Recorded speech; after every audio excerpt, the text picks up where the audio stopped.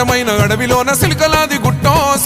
గుట్టం గుట్ట మీద చెట్టు కింద నాగులోరి పుట్టం పుట్ట మీద పురుల మధ్య నిండు పాసి గుట్టు తల్లి సమ్మక్క సక్కనైన రూపాన నిండు ఏగు సుక్కై వెలుగుతున్నదంటాం కరువు కాటకాలతోని తల్లడిల్లె ప్రాంతమంతగమ్మని రాకతోటి కొత్త సిగురు తొడిగనంట